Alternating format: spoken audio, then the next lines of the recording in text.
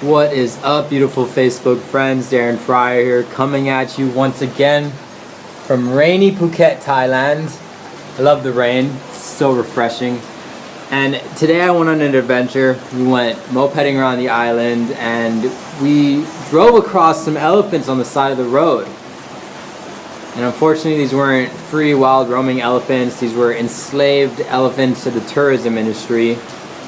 But we decided to pull over and check them out anyways, because I'm not used to seeing elephants face to face out in the States. You don't see it that often. So we pulled over to check them out.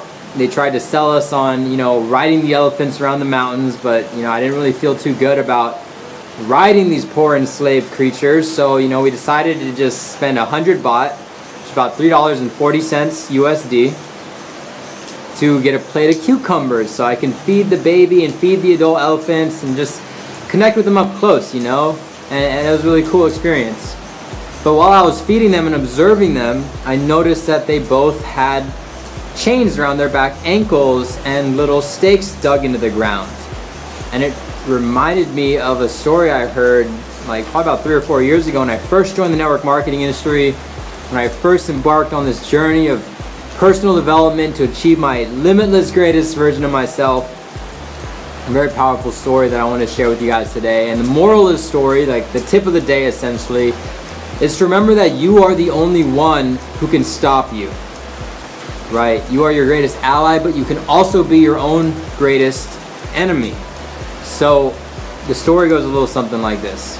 When an elephant is a baby, it can be restrained with a small stake and a piece of rope, as an elephant is too weak to break the rope or pull the stake out. It tugs, it struggles, it fights, and eventually it accepts that there is no point in fighting anymore. Then the elephant grows to a massive and powerful beast. A beast that could easily escape the small stake and rope that it's restrained by, yet it doesn't. It no longer tugs, no longer struggles, it no longer fights. You know why? Because it has accepted that the stake and rope have control over it. It has accepted its limits. Here is the truth. You don't have haters, you have excuses.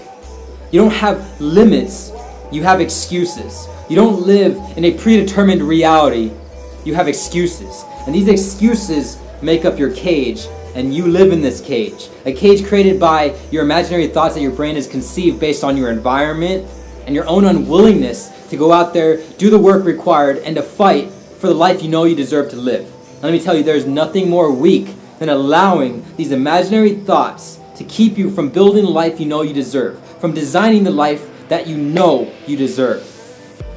And the truth is, whether you accept it or not, the only person that limits you stares back at you in the mirror every single day. So my question for you today, Facebook friends, is what limits have you accepted?